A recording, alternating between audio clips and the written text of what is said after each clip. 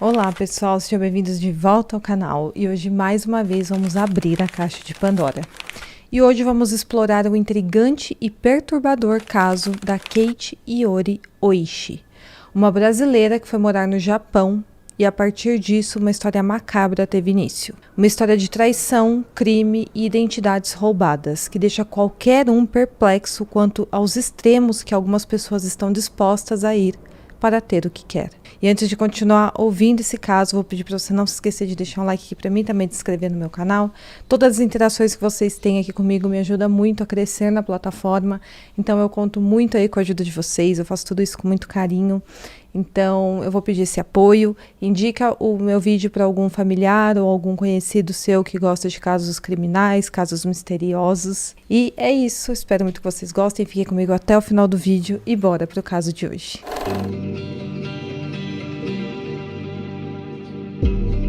Kate Iori Oishi nasceu no dia 20 de setembro de 1984 no Brasil. Não tem informação sobre qual cidade exatamente ela nasceu, porque o restante da sua família ainda mora no Brasil, então foi mantido tudo em sigilo. Até mesmo o nome dos pais dela e do irmão dela. A Iori é uma descendente de imigrantes japoneses de terceira geração, sendo ambos os pais descendentes de japoneses nascidos no Brasil também. Porém, quando ela tinha entre 6 e 7 anos, ela se mudou com seus pais e seu irmão mais novo para o Japão, onde ela acabou frequentando o ensino fundamental e também o ensino médio. E eles se estabeleceram na cidade de Osaka. Não fica claro por quê, mas seus pais acabaram voltando para o Brasil entre o ano 2000 e 2001, quando a Iori tinha por volta de 15 e 16 anos. E foi no Brasil que ela terminou seu ensino médio. Após finalizar os estudos, a Iori permaneceu no Brasil até 2004, mas parece que ela não se adaptou tão bem assim à vida brasileira, ela preferia muito mais viver no Japão. E depois de uma discussão com seus pais, ela decidiu voltar sozinha para a cidade de Osaka, no Japão. E após isso, ela acabou cortando completamente a relação que ela tinha com a sua família. Quando a Iori se mudou definitivamente para o Japão, ela tinha 20 anos de idade, e lá ela começou a trabalhar em lanchonetes. Em um desses empregos, ela conheceu uma garota com quem ela acabou dividindo um apartamento na cidade de Ashiori. Durante os anos que se passaram, a Iori se manteve no Japão sem a ajuda dos seus pais e as pessoas acreditavam que estava tudo bem na vida dela. Em janeiro de 2014, após 10 anos no Japão, ali morando sozinha, a Iori estava mexendo nas redes sociais, no Facebook na época, e conseguiu encontrar uma amiga de infância chamada Rika Okada, com quem tinha estudado durante os anos que esteve no Japão quando era criança. Ela então adicionou a Rika, começou a puxar assunto e as duas começaram a se falar novamente. E a amizade delas, aos poucos, voltou a ser como era antigamente. No dia 2 de fevereiro de 2014, elas fizeram uma pequena reunião entre amigas, onde mais duas colegas, que também eram da mesma sala, foram convidadas, e elas tiveram uma noite muito legal e agradável em um restaurante de Osaka. A Rika parecia muito feliz nessa ocasião, e ela até postou uma foto das 4 amigas reunidas, depois de mais de 15 anos sem contato. Depois do jantar, a Rika convidou as amigas para irem até a sua casa e elas ficaram várias horas naquela noite conversando sobre de tudo um pouco. E depois, cada uma delas foi para sua casa. E depois desse encontro, parece que a amizade voltou entre elas e elas continuaram mantendo contato através de um aplicativo de mensagens. Alguns meses depois, em maio, a Iori se mudou para a China com a sua colega de quarto. Foi então que ela viu uma notícia na televisão que deixou ela bastante atordoada. Sua tão amada amiga, chamada Rika Okada, havia sido encontrada sem vida. Ela tinha desaparecido dia 21 de março de 2014, após sair da casa de repouso onde trabalhava, e cerca de 2 meses depois, no dia 23 de maio, o seu corpo foi descoberto em um depósito na cidade de Ashiori. Também foi revelado que, estranhamente, o local onde o corpo foi descoberto tinha sido alugado no nome da Rika desde o final de abril e a taxa do contrato tinha sido paga usando o cartão de crédito também da Rika. Além disso, no final de abril, antes do corpo ser descoberto, um total de 6 novos cartões de crédito tinham sido emitidos no nome dela. E vários cartões foram usados em lugares como Tóquio e Xangai, na China, totalizando o valor de mais de 1 milhão de ienes. Vendo tudo isso sendo noticiado na televisão, a Iori se lembrou que havia se mudado para a China portando alguns documentos da Rika. Pensando que isso poderia acarretar algum problema para ela, ela decidiu ir até o consulado japonês que tinha ali na China e explicou que estava com alguns documentos da amiga, mas que ela havia emprestado aquele documento voluntariamente para que a Yuri viajasse para a China. Então ela tinha entrado na China usando os documentos da Rika. Imediatamente a Yuri foi detida porque os documentos que ela alegava que a Rika tinha emprestado para ela era o passaporte. E dessa maneira a Yuri havia entrado na China de maneira ilegal. Tinha sido uma falsidade ideológica, ela tinha entrado usando o documento de outra pessoa. Mas a história não é tão simples assim. Porque enquanto a Yuri estava sendo acusada de falsidade ideológica e de ter entrado de maneira ilegal na China, os investigadores começaram a descobrir coisas mais macabras sobre ela. O corpo da Rika foi encontrado cortado e embrulhado dentro de uma caixa em um container de aluguel. Esse container é uma espécie de depósito que as pessoas alugam para guardar algumas coisas. Havia evidências de que a Rika tinha tido a vida tirada em sua casa e as provas levavam a uma única pessoa, para Kate Yuri Yoshi, de 29 anos na época.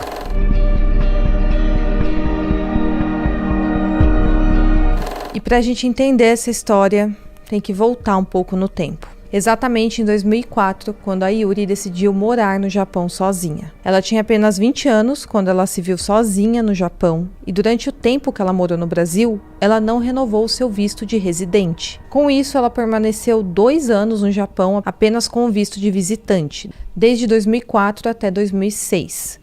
No início de 2007, quando ela solicitou o visto novamente para poder continuar morando ali no Japão, foi negado esse visto para ela. O correto, então, era ela voltar para o Brasil, mas ela não queria fazer isso. E muito menos ela queria voltar a morar com a sua família. Ela queria permanecer no Japão. Então, após o vencimento do visto de visitante, ela permaneceu no Japão de maneira ilegal e, por conta disso, ela não conseguia um emprego fixo de qualidade. Então, ela trabalhava só meio período em alguns serviços em lanchonete e limpeza. E com isso, ela acabou entrando em uma crise financeira. Em um dos trabalhos, ela conheceu uma mulher que não teve o seu nome divulgado e elas se tornaram amigas muito íntimas. Alguns até sugerem que elas tinham um relacionamento amoroso, mas isso também não é confirmado. Essa amiga alugou um apartamento em Ashihori, na cidade localizada na província de Tóquio, para que elas pudessem morar juntas. E durante alguns anos as coisas funcionaram bem. Porém, essa amiga era natural da China. E no final do ano de 2013,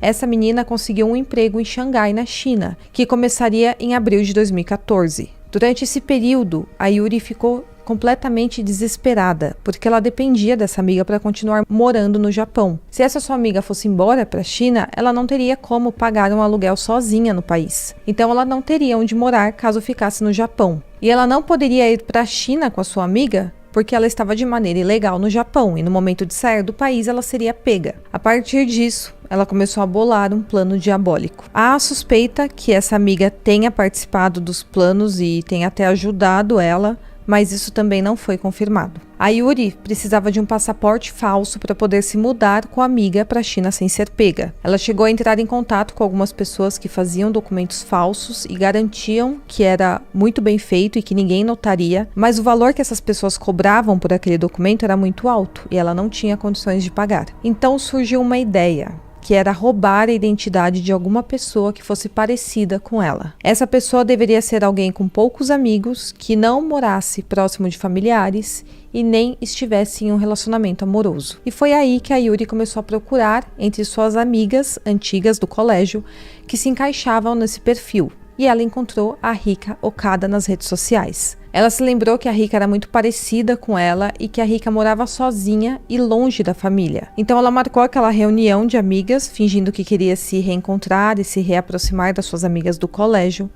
Mas na verdade a sua intenção era convencer a Rika de emprestar o passaporte para ela. Mas a Rika acabou convidando mais 2 amigas para esse encontro e isso acabou atrapalhando os planos da Yuri naquele dia. Após irem para a casa da Rika naquela noite, ela pensou várias vezes em tirar a vida da amiga, mas ela não teve oportunidade porque tinha mais 2 meninas junto na casa. Depois dessa noite bem frustrante para Yuri, ela esperou mais algum tempo e começou a planejar como ela faria aquilo. E na noite do dia 1º de março, ela foi até uma loja de ferragens onde comprou uma faca e imediatamente ela foi para a casa da Rika. A Rika morava em um conjunto habitacional a cerca de 500 quilômetros de distância de onde a Yuri morava, pouco mais de 6 horas e meia de viagem. E por conta disso, a Yuri chegou ao local já no início da madrugada, sem nem ao menos ter avisado a Rika. A Yuri então bateu na porta da amiga ali de forma inesperada de madrugada e inventou uma história que estava em perigo e que precisava que a amiga deixasse passar a noite em casa. A Rika desconfiou da história, ela resistiu por um tempo, não deixou a Yuri entrar no apartamento. Mas de alguma forma que não fica claro, a Rika acabou sendo convencida pela Yuri a deixar ela passar aquela noite na casa dela. E isso incomodou tanto a Rika que ela chegou a mandar algumas mensagens para uma outra amiga avisando que a Yuri tinha aparecido de surpresa no apartamento dela e que ela estava muito irritada com isso.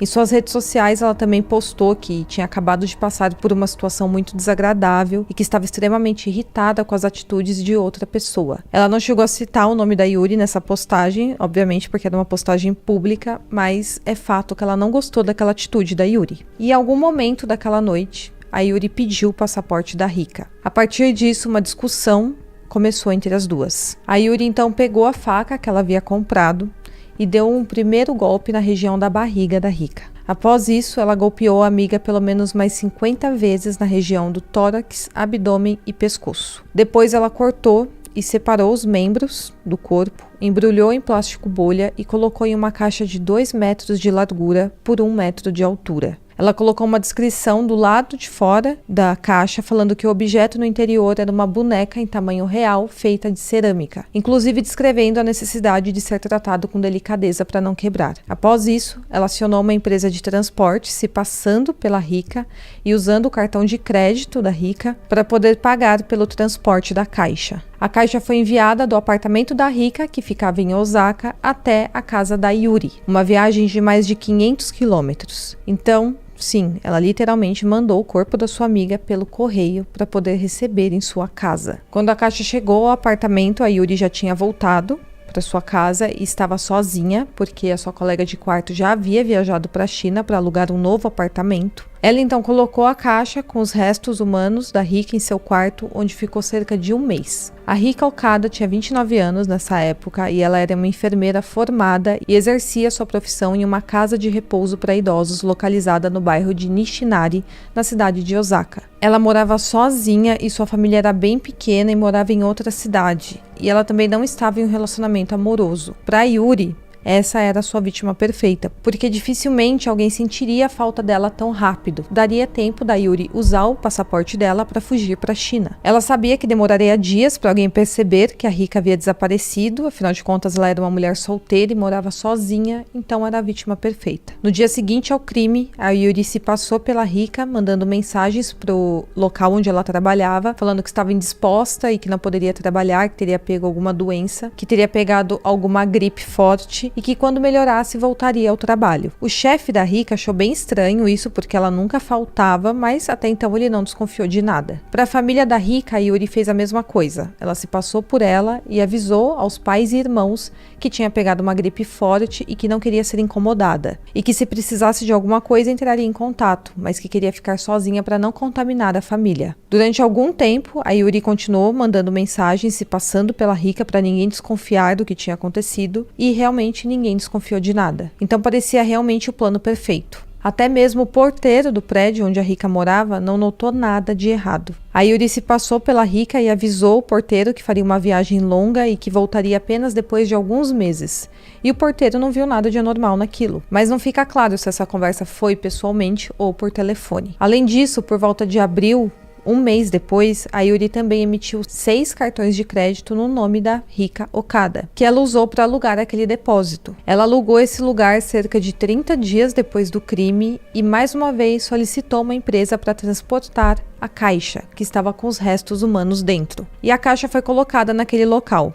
Ali era a certeza que ninguém jamais encontraria o corpo. No dia 5 de maio de 2014, a família fez uma denúncia sobre o desaparecimento da Rika Okada, afirmando que a última vez que alguém realmente a tinha visto pessoalmente tinha sido na primeira semana de março. A data do seu desaparecimento oficial foi colocada como dia 3 de março, mas algumas fontes citam que foi dia 3, outras que foi dia 5 ou dia 6. Então, com tanto tempo sem ver a filha, os familiares dela finalmente notaram que tinha algo errado acontecendo. A partir disso, a polícia da prefeitura de Osaka iniciou as investigações e, ao chegarem ao apartamento da Rika, eles encontraram vestígios de sangue e pedaços pequenos de ossos e pele espalhados pelo quarto. Ao rastrearem o cartão de crédito, eles viram que há pouco tempo havia sido usado para alugar um galpão, aquele depósito onde estava a caixa, com o corpo dela dentro. E foi para lá que eles direcionaram as investigações. Ao chegarem ao local, eles encontraram a caixa que estava escrito a seguinte palavra: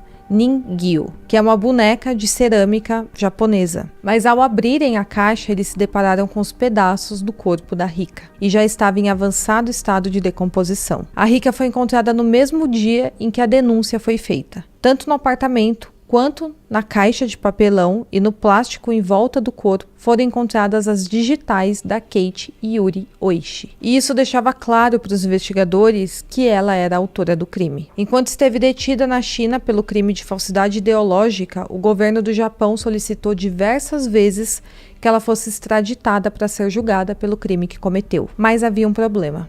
A Yuri era brasileira e eles estavam querendo enviá-la, na verdade, para o Brasil. A China não tinha um acordo de extradição com o Japão, e isso só havia sido feito uma vez na história. No caso da Yuri, durante 2 anos e 8 meses, muita diplomacia foi envolvida para que a China finalmente aceitasse enviá-la para o Japão. E finalmente, no dia 1º de janeiro de 2017, ela foi extraditada de volta para o Japão. A Yuri negou envolvimento no caso, afirmando que a Rika tinha emprestado para ela os documentos e também os cartões de crédito de maneira espontânea, e que ela não fazia ideia do que tinha acontecido com a sua amiga. Mas a polícia conseguiu comprovar que a Rika estava sem vida há mais de 60 dias quando foi encontrada, se tornando impossível que ela tenha solicitado aqueles novos cartões de crédito para emprestar para Yuri. Então aqueles cartões de crédito tinham sido solicitados depois que a Rika já estava sem vida. Então para os investigadores estava claro que a Yuri havia feito aquilo. Somente no dia 3 de março de 2017 é que a Yuri finalmente deu alguns detalhes de como as coisas teriam acontecido de fato. E ela alegou que não conseguia se lembrar de tudo porque tinha problemas mentais. E então, ela contou exatamente o que eu acabei de contar para vocês.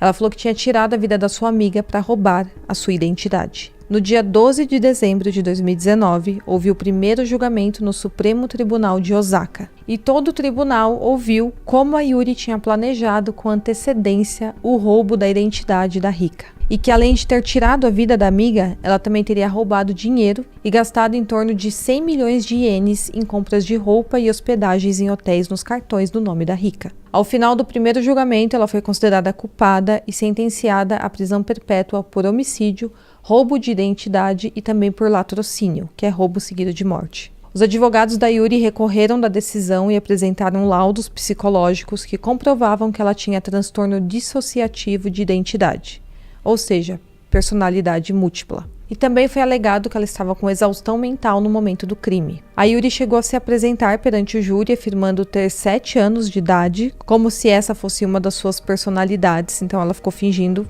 que era uma criança, fingindo que tinha múltiplas personalidades. E os advogados dela afirmaram que ela tinha uma personalidade dominadora, que era muito ruim, e que essa personalidade é quem teria cometido o crime, totalmente fora do controle da verdadeira Yuri. Segundo eles, o que uma personalidade dela fazia, a outra não tinha conhecimento, já que era como se fossem 2 pessoas separadas vivendo dentro de uma única pessoa. E baseados nisso, os advogados de defesa pediram uma redução de sentença. Porém, outras análises feitas sobre o seu comportamento mostravam que ela tinha sim total controle dos seus atos, já que ela tinha planejado tudo com bastante antecedência, comprando a caixa, arranjando um plástico bolha e também comprando a faca para cometer o crime. Essa teoria sobre sua dupla personalidade acabou caindo por terra quando eles mostraram a ficha de confissão, onde ela dizia que estava um pouco confusa e que só se lembrava de algumas partes do crime. Se caso ela realmente tivesse sido dominada por outra personalidade e não tivesse nenhum controle,